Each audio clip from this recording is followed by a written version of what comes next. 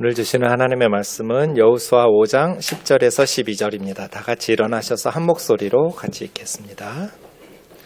시작. 또 이스라엘 자손들이 길갈에 진쳤고 그달 14일 저녁에는 여리고 평지에서 유월절을 지켰으며 유월절 이튿날에 그 땅의 소산물을 먹되 그날에 무교병과 볶은 곡식을 먹었더라. 또 그 땅의 소산물을 먹은 다음 날에 만나가 그쳤으니 이스라엘 사람들이 다시는 만나를 얻지 못하였고 그해 가나안 땅의 소출을 먹었더라. 아멘. 자리에 앉으셔서 기도하겠습니다. 존귀하신 하나님 아버지, 새해를 여호수아의 말씀을 통해서 인도해 주심을 감사합니다. 우리 앞에 많은 적들이 있고 요단강이 가로막혀 있지만 주님 말씀 의지하여 슬기롭게 믿음으로 승리하며 살아갈 수 있도록 말씀의 은혜를 허락하여 주옵소서. 미련한 종을 주님 손에 맡기옵고 예수님의 이름으로 기도하옵나이다. 아멘. 오늘 또 여호수아서를 통해서 주시는 하나님의 말씀을 듣기 원합니다.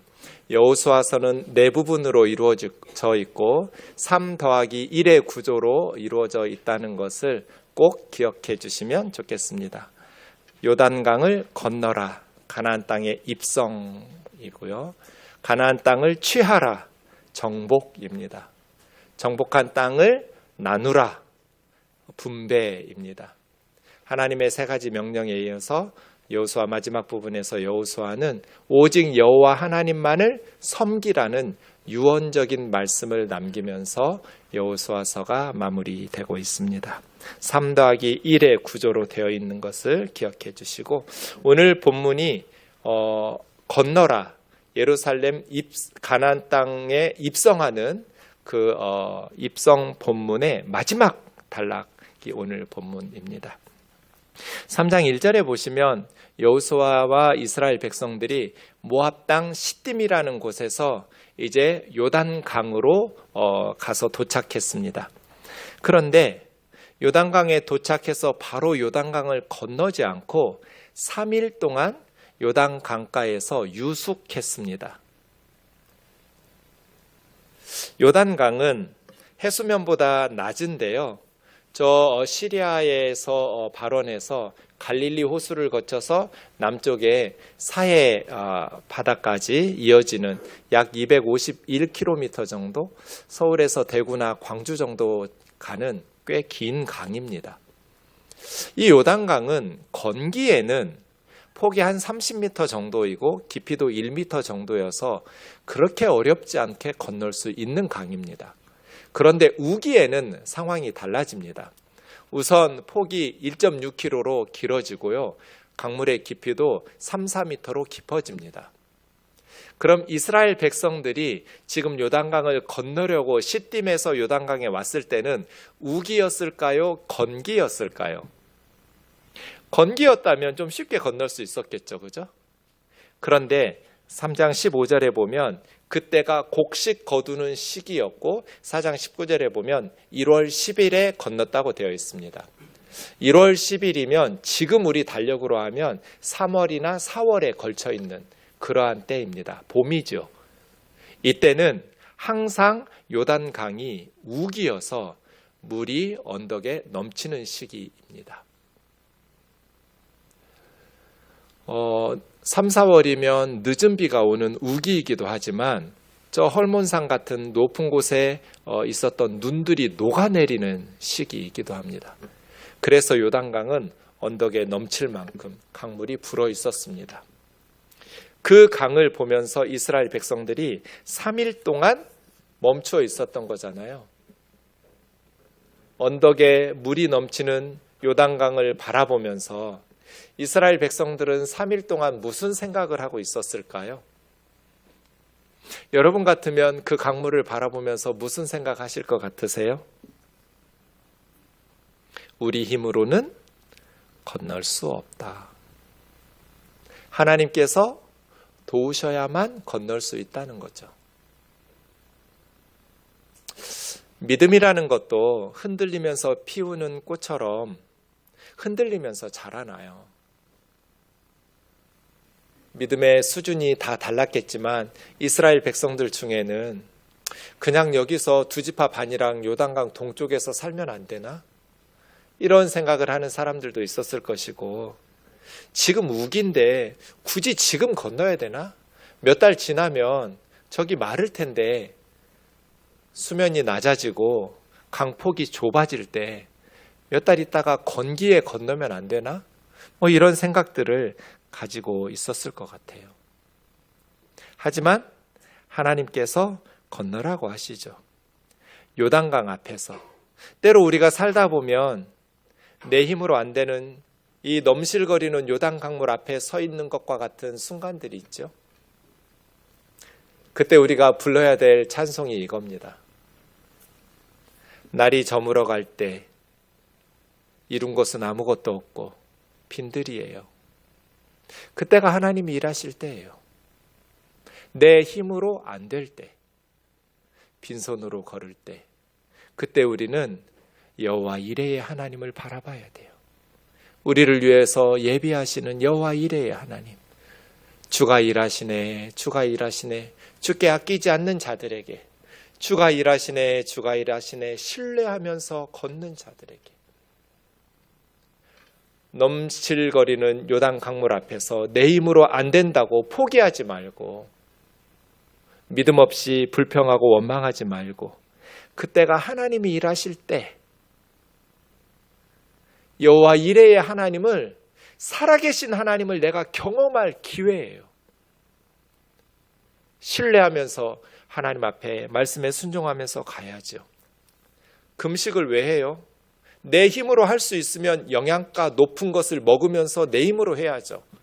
그런데 금식한다는 것은 내 힘으로 불가능하다는 것을 고백하는 거잖아요. 하나님이 도와주시지 않으면 이 요단강을 건널 수 없다라는 것을 고백하는 그 금식이죠. 어려운 순간마다 우리는 하나님을 바라보고, 때로는 금식하고, 때로는 하나님 앞에 기도에 집중하면서 3일 동안 요단 강가에 서 있는 이스라엘 백성들처럼 하나님이 일하셔야 됩니다. 하나님이 하시지 않으면 저는 건널 수 없습니다. 고백하는 시간이죠. 3장 14절 보시면 이스라엘 백성들에게 하나님께서 명령하실 때 언약궤를 맨 제사장들이 먼저 가라고 했습니다. 언약궤는 하나님의 임재의 상징이죠. 하나님께서 앞서가시겠다는 거예요. 그래서 언덕에 물이 넘쳐 흐르는 그 요단강을 제사장들이 언약궤를 메고 물속으로 들어가기 시작합니다. 제사장들의 발이 물에 잠기기 시작하자 기적이 일어났습니다. 16절에 있는 것처럼 요단강에 흐르던 물이 위쪽에서 멈췄는데 사르단과 아담이라는 성읍 이름이 나옵니다. 요단강은 동쪽으로 중간쯤에 야복강이 나옵니다. 야곱이 천사와 씨름하면서 뼈가 부러져서 평생 다리를 절면서 살았던 야복강, 그 바로 위쪽에 아담이라는 성읍이 있고 바로 위쪽에 사르단이라는 도시가 있습니다. 거기에 하나님께서 물벽이 쌓이도록, 그리고 이스라엘 백성들은 여리고 앞으로 요단강을 건넜습니다. 그 아담과 사르단 지역에서 여리고까지는 약 35km 정도예요. 3, 4km 앞에서 멈추셔도 될 것 같은데 하나님께서는 저 위쪽에 보이지도 않는 35km 밖에서부터 물을 차단하시고 물벽을 쌓으시면서 또 한 번 홍해바다를 건너듯이 요단강을 건너게 하셨습니다. 17절에 보시면 언약궤를 맨 제사장들이 요단강 가운데 마른 땅에 굳게 서 있을 동안 모든 백성이 요단강을 건너기를 마칠 때까지 모든 이스라엘은 마른 땅으로 건너갔다, 이렇게 기록하고 있습니다. 출애굽기에 수많은 사건들이 있고 말씀들이 있습니다. 여호수아서에도 수많은 사건들이 있고 말씀들이 있습니다. 그런데 저는 출애굽기에서나 여호수아서에서나 마른 땅으로 건너게 하셨다라는 말씀이 제일 감동적이에요. 하라바라고 하는데요, 이건 원래 육지라는 뜻이에요. 육지. 근데 홍해에서 그리고 요단강에서 마른 땅, 이게 원래 메마른 땅이라는 의미거든요. 메마른 땅이에요. 이스라엘 백성들은 그냥 질퍽거리는 진흙을 밟지 않았어요. 갯벌같이 힘들게 걷지 않았어요. 마른 땅 건넜어요. 하나님께서 밤새도록 동풍을 불게 하시고, 동풍은 아라비아 사막에서 불어오는 바람이거든요. 열풍이에요. 뜨거운 바람이에요. 강물을 막으실 뿐 아니라 바닥을 메마른 땅으로 하나님의 자녀들이 걷기에 조금도 불편함이 없도록 마른 땅으로 건너게 하셨어요. 마른 땅으로 건너게 하신 하나님의 사랑을 깨닫고 나서 그 다음부터 이 말씀을 볼 때마다 눈물이 나요. 왜냐하면 저의 인생에도 하나님께서 마른 땅으로 인도하셔서, 강의 넓이와 깊이는 중요하지 않습니다. 이 강이 우기냐 건기냐, 얼마나 깊고 얼마나 넓으냐 별로 중요하지 않아요. 중요한 건 임마누엘이에요. 하나님이 앞서 가시고 하나님이 함께 가시면 건너지 못할 강이 없어요. 우리는 언덕에 넘치는 요단강가에서 걱정하고 근심하고 불평하고 원망할 수도 있지만, 하나님께서 말씀하시고 앞서 가시는 하나님을 뒤따라가기만 한다면 우리가 건너지 못할 강은 없어요.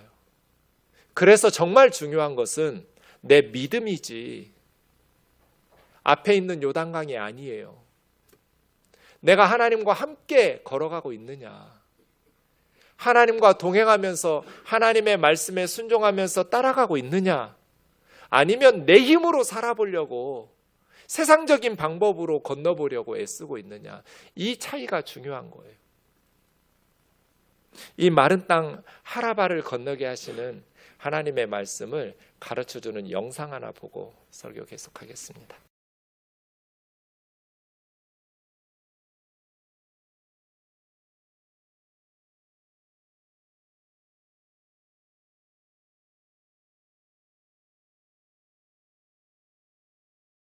아들은 모릅니다. 근데 어머니는 상관없어요. 다리가 불편한 아들이 넘어지지만 않으면 되니까요. 때로 우리는 물이 언덕에 넘치는 요단강가에 선 이스라엘 백성들처럼 냉혹한 현실 앞에서 절망합니다. 그리고 왜 하나님께서 나는 다리가 아픈데 내 맘도 몰라주고 이렇게 냉정하게 나를 몰아붙이는지 하나님에게 원망하기도 합니다. 하지만 하나님은 악한 세상에서 우리가 강하게 살아남아야 하기 때문에 냉정하게 말씀하시고 요단강가로 몰아붙이시기도 하지만, 새벽 일찍 일어나서 눈을 쓸어주시는 저 어머니처럼 마른 땅으로 건너게 하십니다. 아들은 몰라요. 그런데 하나님은 그게 상관이 없어요. 예수님이 왜 세상에 오셨어요? 예수님이 왜 십자가에 벌거벗겨서 못 박혀 죽임을 당하셨어요? 마른 땅 만들어 주시려고 오신 거잖아요. 저와 여러분이 천국 가는 그 길을 눈에 미끄러져 넘어지지 말라고 눈 쓸어 주신 거잖아요. 내가 곧 길이요 진리요 생명이라고 주님이 말씀하시는 그 길이 어떤 길이에요? 나로 말미암지 않고는 아버지께로 올 자가 없다고 말씀하시는 그 길 만들어 주시려고 예수님 벌거벗겨서 십자가에 죽으신 거잖아요.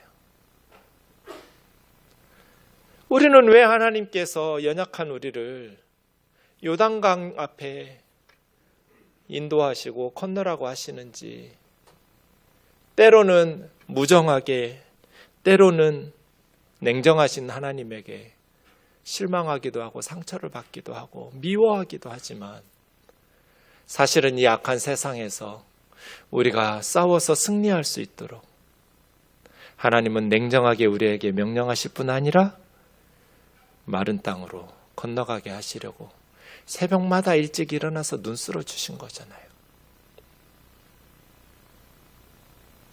이 하나님을 신뢰하는 거예요.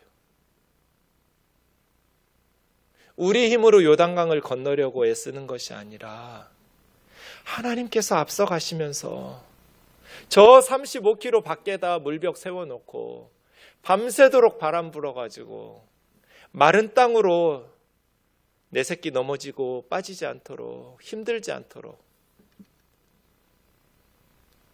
삶의 순간순간마다 요단강 앞에서 나는 절망하기도 하고 요단강 앞에서 하나님을 원망하고 불평하기도 했었는데 지나놓고 보니까 하라바 마른 땅을 건넜어요.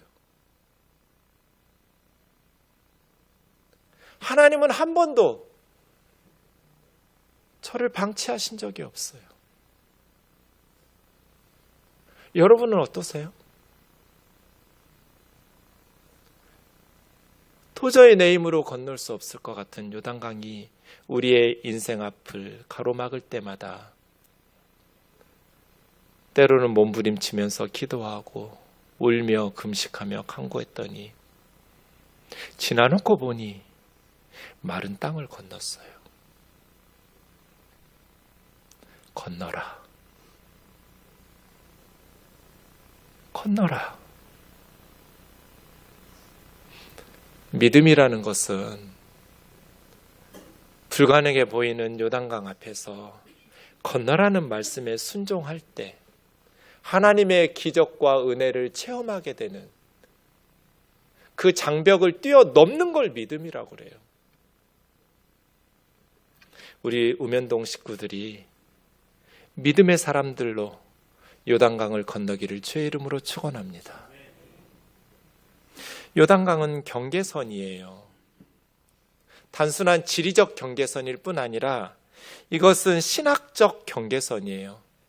광야의 불안정한 삶이 이제 요단강을 건너면 적과 꿀이르는 약속의 땅의 정착지의 안정성으로 삶의 방식이 완전히 달라질 거예요.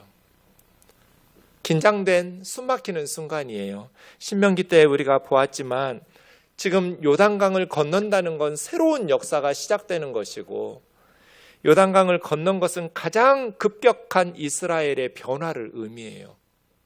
단순히 지리적 공간이 변한 것이 아니라 자신들의 생애 처음으로 아브라함 때부터 지금까지 이스라엘이 처음으로 정착된 땅에서 안정적인 삶을 살게 됐다는 것을 의미해요. 요단강을 건너서 길갈에 도착한 그들은 세 가지를 진행하게 됩니다. 첫 번째는 19절부터 보시면 기념비를 세웁니다. 요단강가에 있었던 그 가운데 있었던 돌 12개를 12지파가 하나씩 뽑아냅니다. 돌은 썩거나 없어지는 물건이 아니니까 계속해서 유지될 수 있었겠죠. 이 12개의 돌을 길갈에다가 세운 이유는 후손들 때문입니다. 나중에 너희의 자손들이 아버지에게 이 돌들이 무슨 돌이냐고 그 뜻을 물을 때 너희 자손들에게 알게 해라. 하나님께서 이스라엘이 하라바 마른 땅을 밟고 이 요단강을 건넜다는 것을 너희 후손들에게도 알게 해야 되기 때문에 기념비를 세웁니다. 신앙의 계승이죠. 아버지, 이 돌들이 무슨 돌들이에요? 왜 이 돌들을 여기다가 세워놨어요? 이 돌들은 원래 저 강 속에 있었던 돌들이다. 요단강 속에 있었던 이 돌들을 하나님께서 하라바 마른 땅으로 건너게 하실 때 강 가운데 있었던 돌들을 뽑아서 여기다가 세워놓았다. 우리 하나님이 우리 조상들에게 저 넘실거리는 요단강을 마른 땅처럼 건너가게 하셨다. 신앙 교육하는 거예요. 두 번째, 이스라엘 백성들은 5장 2절부터 보시면 할례를 베풉니다. 이 시점이 타이밍이 참 이상합니다. 할례를 받으려면 시딤에 있을 때 안전한 곳에서 할례를 받는 것이 더 합리적인 것 같습니다. 그런데 왜 하필 이때입니까? 하나님께서 이제 막 요단강을 건너온 이스라엘 백성들에게 할례를 행하라고 명령합니다. 그런데 여호수아는 하나님 정복전쟁 끝나고 하면 안 돼요? 이렇게 타협하지를 않습니다. 하나님께서 말씀하실 때 즉시 부싯돌로 칼을 만들어서 할례산에서 이스라엘 백성들이 할례를 받았습니다. 지금도 길갈에 가면 할례산으로 추정되는 곳에 돌들이 있습니다. 길갈 할례산에서 이스라엘 백성들이 할례를 받는데 5절에 보시면 애굽에서 나올 때 애굽에서 나오던 사람들은 다 할례를 받고 나왔습니다. 그런데 가데스 바네아 사건 12명의 정탐꾼이 가나안 땅에 다녀와서 보고했을 때 대부분의 이스라엘 백성들이 다시 애굽으로 돌아가거나 광야에서 살다가 죽자, 이런 믿음 없는 여호수아와 갈렙 두 정탐꾼을 제외하고 10명의 정탐꾼이 보고를 했을 때 이스라엘 백성들이 그렇게 불신앙으로 반응을 합니다. 그래서 40일, 하루를 1년으로 계산해서 40년 동안 광야에서 방황하게 되었습니다. 그 40년 동안 20살 이상의 애굽에서 나올 때 20살 이상의 사람들은 다 광야에서 여호수아와 갈렙을 제외하고 죽었습니다. 그러니까 지금 요단강을 건넌 사람들은 출애굽할 때 20살 이하였거나 아니면 대부분은 광야에서 태어난 사람들입니다. 20살 이하인 사람들은 할례를 받았겠죠. 그러나 광야에서 태어난 사람들은 할례를 받지 않았기 때문에 길갈에서 할례를 받게 한 것입니다. 성경학자들의 추측으로는 길갈에서 할례 받은 사람들이 약 70% 정도였을 것으로 봅니다. 그러니까 대부분의 남자들이 길갈에서 할례를 받은 거예요. 할례는 원래는 태어난 지 8일 만에 남성의 성기 표피를 자르는 포경수술 같은 것이 할례예요. 할례를 받고 나면 움직일 수가 없어요. 전쟁은 불가능해요. 뛰기도 힘들어요. 걷기도 힘들어요. 지금과 같이 마취하고 의학적으로 발전한 때에도 힘든데 한동안, 지금 3,500년 전이잖아요. 부싯 돌로 날카롭게 칼을 만들어가지고 거기에 무슨 마취제가 있어요? 아니면 빨리 나을 수 있는 약품이 있겠어요? 70% 전후의 이스라엘 남자들이 할례를 받았어요. 이건 무모한 짓이에요. 할례가 필요했으면 그냥 시딤에서 모압 땅에서 받았거나 아니면 정복전쟁 끝나고 받으면 좋았을 텐데 하나님은 딱 이때, 그동안 할례 행하라는 말씀 없으셨다가 요단강 건너와서 이제 다시 요단강은 물이 흐르기 시작했는데 돌아갈 수도 없어요. 앞에는 지금 여리고의 군대가 기다리고 있어요. 적군이 앞에 있는데 할례를 행하라는 거예요. 무모하리만큼 이스라엘 백성들은 순종했어요. 몰살의 위기예요. 전쟁하기도 전에 할례 받고 제대로 움직이지도 못하는 남자들, 여리고의 군대들이 와서 쳤으면 몰살당했을 거예요. 근데 이스라엘 백성들은 할례를 받습니다. 할례라는 것은 아브라함에게 처음 하나님께서 명령하셨는데 창세기 15장에서 하나님께서 아브라함과 언약을 맺으시고 17장에서 언약된 백성의 증표라는 증거로 할례를 명하십니다. 그러니까 할례는 하나님의 백성이라는 증거예요. 몸에다가 하나님의 백성이라는 증표를 심는 것이 할례예요. 요단강을 건넜어요. 우리는 하나님의 백성이야 라고 할례 받은 거예요. 그리고 이 땅에서, 약속의 땅에서 우리는 하나님의 백성으로 살아가겠다는 결심하고 다짐하는 거예요.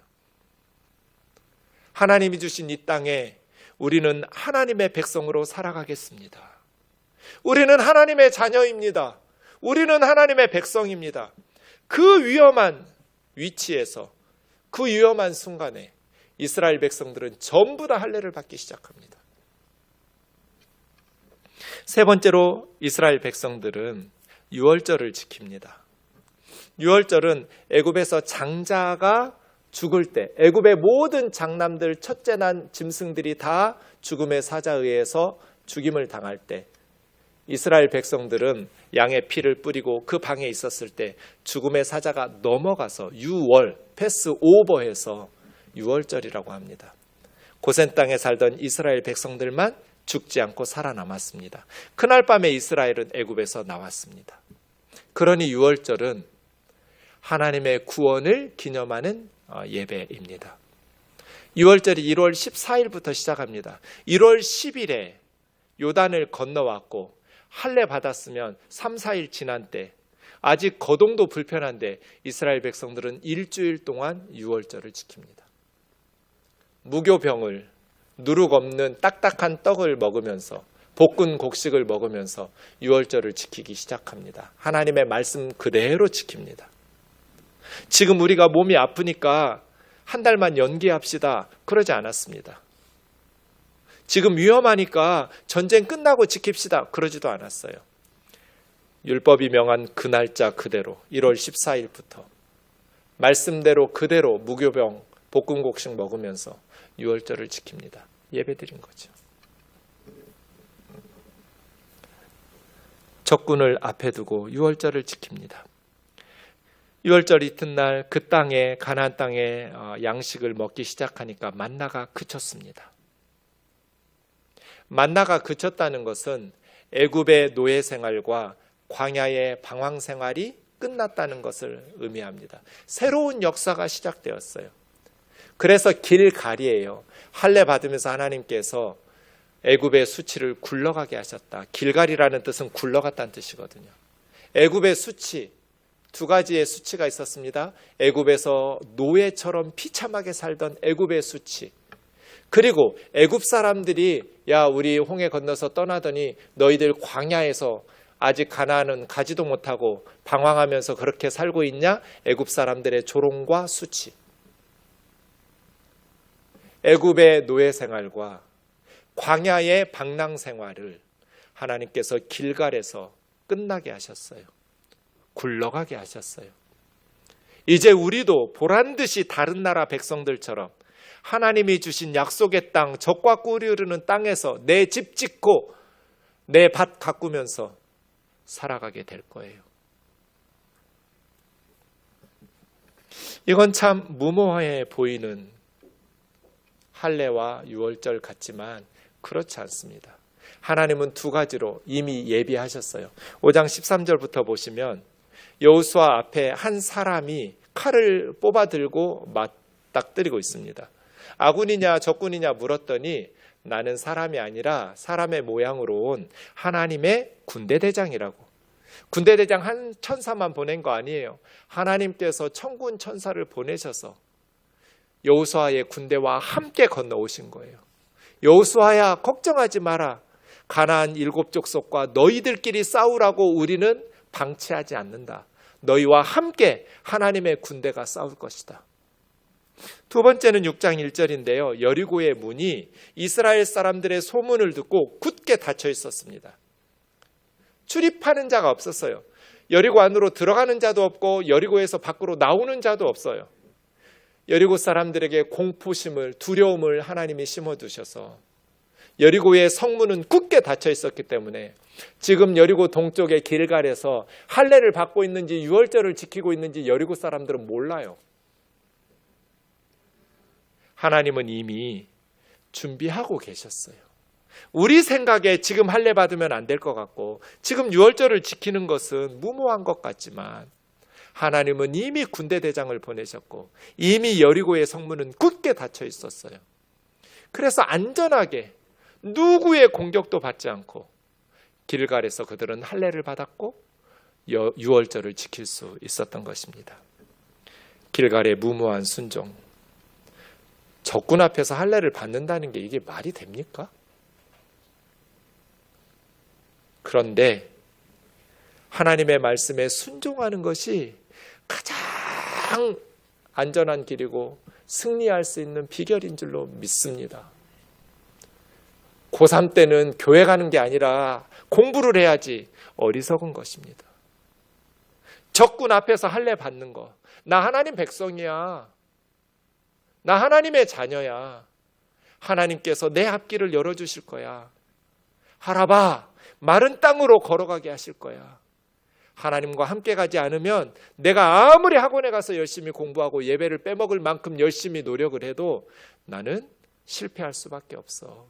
그러나 하나님께서 함께 하시면 나에게 지혜 주시고 나에게 명철을 주시면 하나님이 함께 하시면 능히 여리고를 쳐서 승리하고 요단강도 건너갈 수 있다. 믿음이죠. 적군 앞에서 할례 받기.